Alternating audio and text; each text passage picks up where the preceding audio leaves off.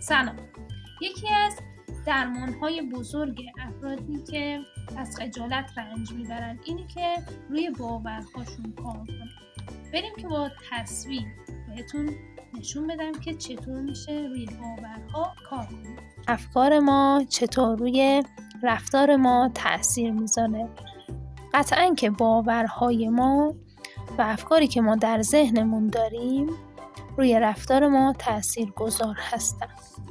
به طور مثال اگر فردی رو در نظر بگیرید که از خجالت و کمرویی رنج میبره، این باور ناکارآمد رو داره که من اگر برم در جمع پس زده میشم از طرف دیگران، امکان داره که توپق بزنم و یا حرفی رو پیدا نکنم بزنم و اونها من رو مسخره بکنم. وقتی که فرد این باور رو در ذهنش داره روی رفتارش تأثیر میذاره. رفتارش چطور خواهد بود؟ اگر در ملاقات با کسی قرار بگیره، با توجه به افکاری که داره سرش رو پایین نگه میداره، به خاطر حس شرمندگی که داره ارتباط چشمی برقرار نمیکنه. حالا فرد مقابل وقتی این رفتارها رو از فردی که درگیر خجالت میبینه چه فکری میکنه؟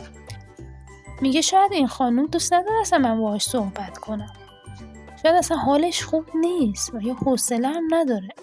البته بعضی ها هم فکر میکنن که این فرد داره خودش رو میگیره و دوست نداره ارتباط برقرار بکنه و خودش رو سطح بالا میبینه.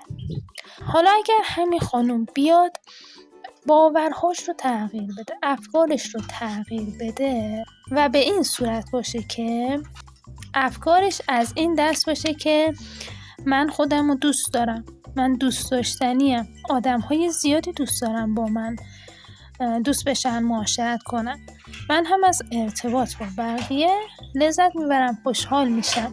وقتی که این باور رو داره قطعا روی رفتارش تأثیر گذار هستش. در زمانی که با کسی ارتباط میخواد برقرار بکنه چطور هستش؟ رفتارش به این صورت خواهد بود که ارتباط چشمی برقرار میکنه، سرش بالاست و لبخند میزنه و زبان بدن بازی داره و طرف مقابل هم این حس رو دریافت میکنه. چه خانم خوش اخلاقیه، چه خانم مهربون و خوش انرژیه، دوست دارم که باهاش دوست بشم، ارتباط برقرار کنم. اینطور هستش که باورهای ما روی رفتار ما تأثیر گذار هستش. افکار ما احساسات ما رو تشکیل میدن. احساسات ما باعث میشن که در بدن ما واکنش هایی به وجود بیاد و در نتیجه باعث میشه که ما رفتاری رو انجام بدیم. به طور مثال برای فردی که از خجالت رنج میبره، این فکر رو اگر داشته باشه که هیچ کس دوست نداره با من ارتباط برقرار کنه، احساسش چطور خواهد بود؟ احساس بی‌ارزشی میکنه. واکنش بدنیش چطور خواهد بود؟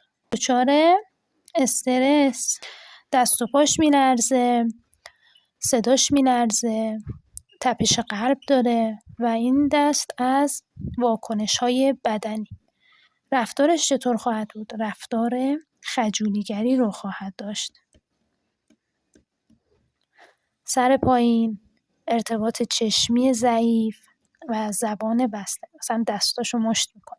و اگر بیاد حالا افکار و باورهاش رو تغییر بده، فردی که اعتماد به نفس داره افکارش از این دستن که هم من دوست دارم که با دیگران ارتباط برقرار کنم، هم دیگران دوست دارن که با من ارتباط برقرار کنن. احساسش چیه؟ ارزشمندی، حس ارزشمندی داره. واکنش بدنیش چطوره؟ واکنش بدنیش اینطور هستش که استرسی نداره، تپش قلبی وجود نداره و حس خوبی داره. یک حس ذوق و شوق درونی داره، چون که خوشحاله، میخواد با بقیه ارتباط برقرار کنه و میدونه که این ارتباط نتیجه خواهد داد. رفتارش چطور خواهد بود؟ رفتار فردی که اعتماد به نفس داره. و فردیه که دارای عزت نفس خودش رو دوست داره و باورهاش که باورهای ارزشمندی هستن روی رفتارش تاثیرگذار خواهد بود. زبان بدن بازی داره، لبخند میزنه، ارتباط چشمی برقرار میکنه و از این دست رفتارهایی که یک فرد با اعتماد به نفس انجام میده. امیدوارم که براتون مفید بوده باشه.